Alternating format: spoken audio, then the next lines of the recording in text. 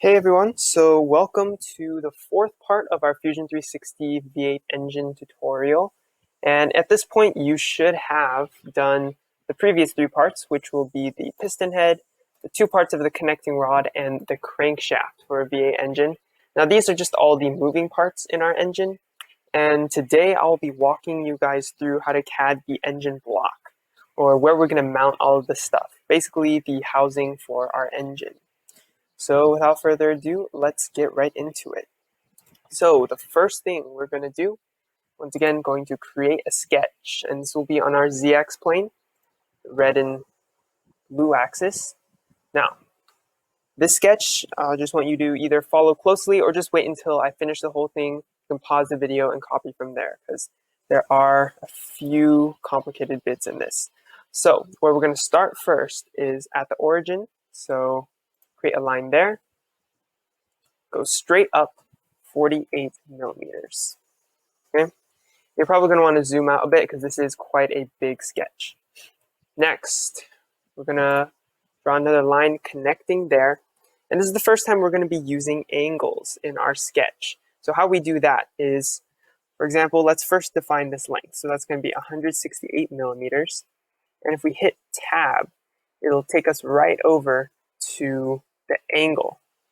And we're going to define this angle as 135 degrees. Once you have your length and angle defined, go ahead and hit enter. Perfect. Next, another line connected to the end of this one. And this one, we just want that to be 157 millimeters. Make sure the angle is 45 degrees. Once you have that, just click and finish. Next, we're going to be going back down. And this time it's easier because once you get close to 90 degrees, Fusion 360 will automatically snap to 90 degrees for you. So just use that snapping feature. You can see here, just snaps 90 degrees. Just hold it there. And we want the length to be 110.5 millimeters. Okay. And then we're just going to keep going. Connect a line there across 190 millimeters, just horizontally. And now on the other side, we're going to mirror exactly what we did.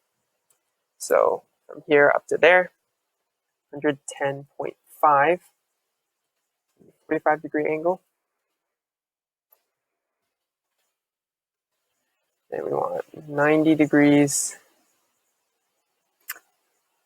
for another 157 millimeters.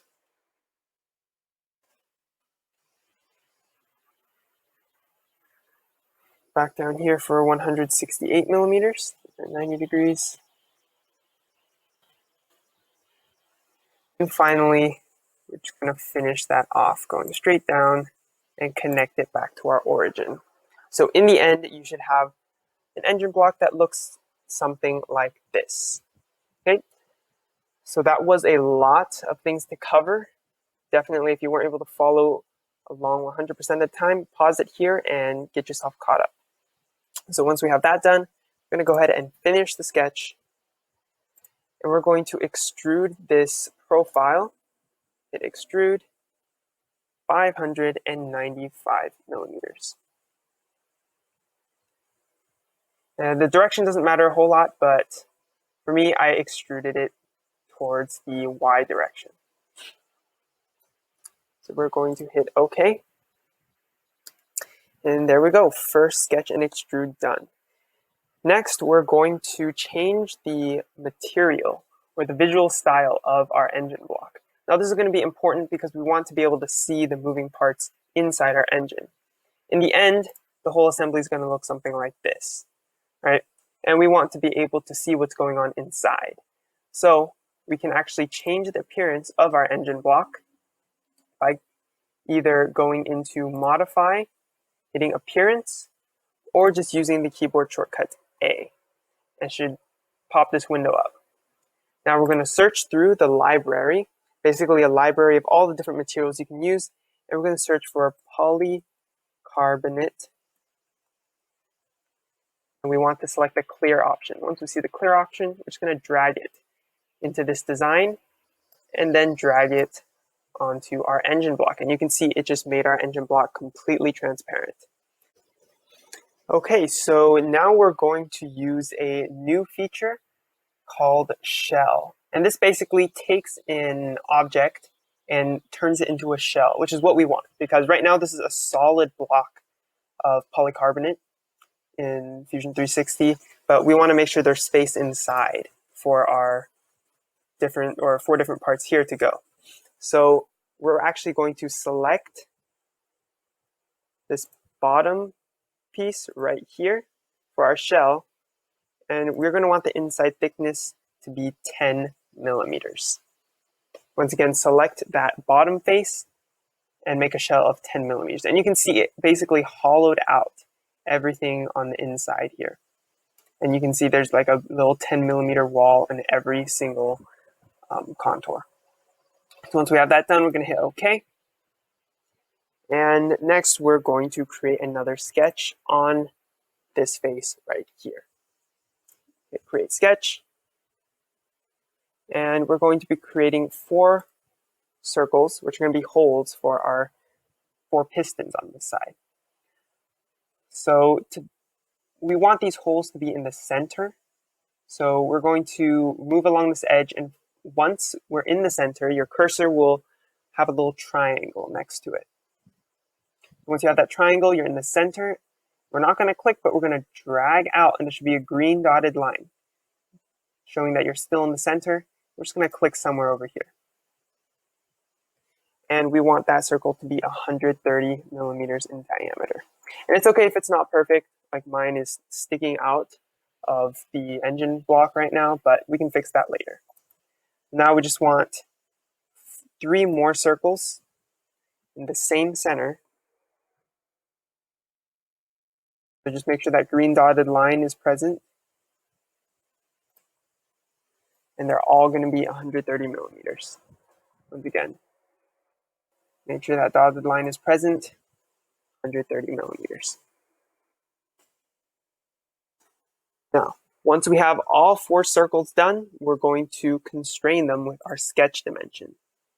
The first thing we want to do is have a circle on the very edge, and this edge of our engine block, not this one, so be careful, don't select the inner edge or the inner shell. We want the very outer perimeter. So select that and the center of this circle.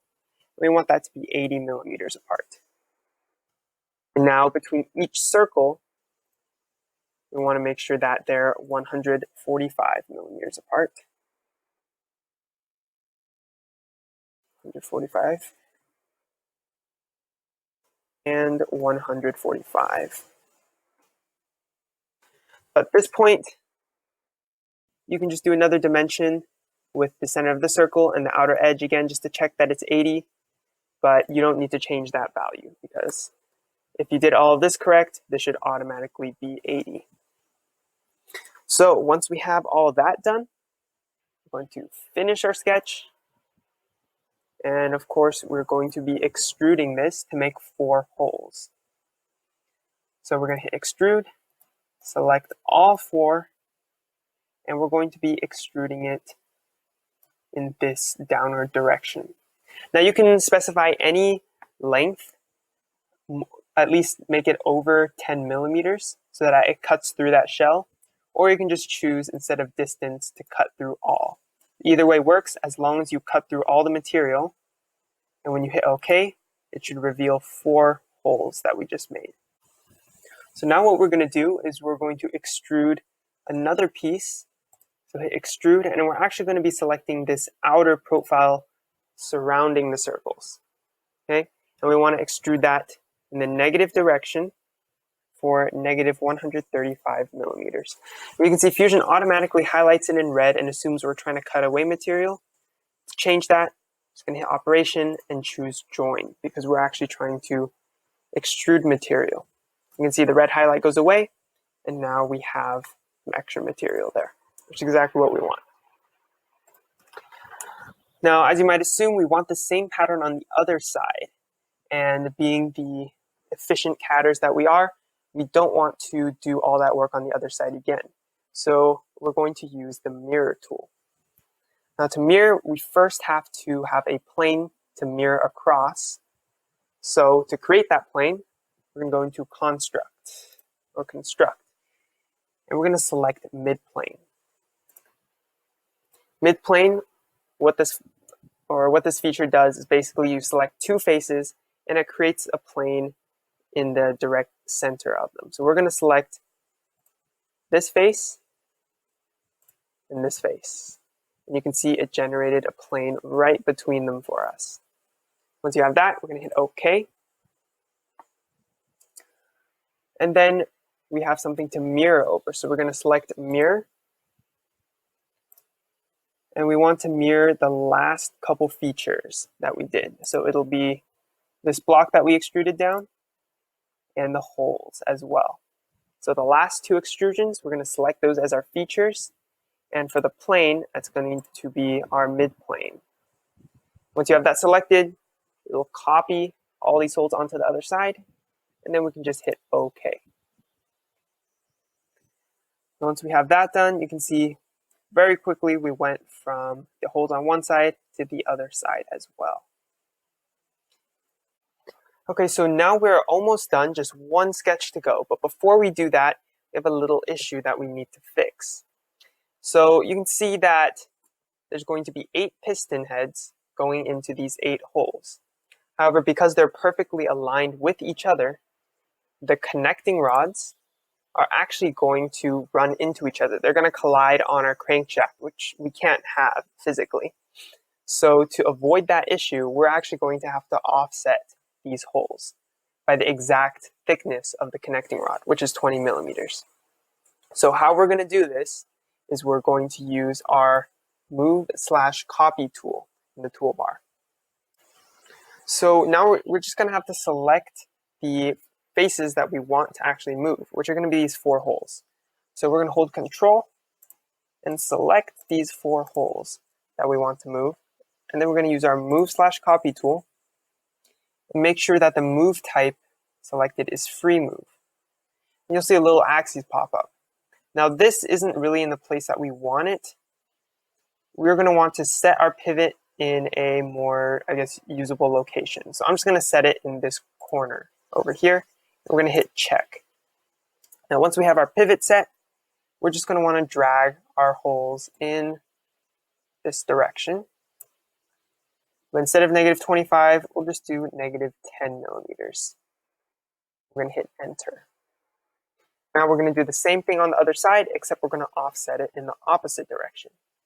So once again, Control, select, oops, bad. Control, select these 4 holes, move/copy, set our pivot in one of the corners, make sure to hit check. Then we're just going to drag in the other direction this time for +10 millimeters. 10 millimeters on this side, 10 millimeters on this side for a total offset of 20 millimeters, which is what we needed. So once we have that done, we're ready to do our final sketch. And that's just going to be on this face, this front face right here. So select that face, hit create sketch, and we're just going to want to make a circle at the very center. And once again, once you reach the center, your cursor is going to become a green X, the little triangle in the top left. And we're just going to click there and make this 65 millimeter circle. That's it for this sketch. So we're just going to go ahead and finish and extrude just this top half. Now we want this to cut into our engine block, so we're going to drag it this way. You can either drag it all the way through to the other side, or you can select the distance all, and it will cut through all the material. Once you have that done, hit OK. And now we can see that it cut a semicircle into both faces of our engine block. That was the final step over here. And if you want to get rid of this yellow plane, you can go ahead and open your constructions folder and click the eyeball to get rid of that. But at this point in time, we are completely finished with our engine block. So we're going to hit Control S. We're going to call this our engine block, hit save. It should appear on the left side here with the rest of your parts. So at this moment, you're going to have all the parts you need to actually put this engine assembly together, which we'll be going over in the next lesson. And then we're going to be defining joints so that you can move them around like they would in a V8 engine. Pretty cool stuff. So I hope you enjoyed that tutorial, and I will see you in the next lesson.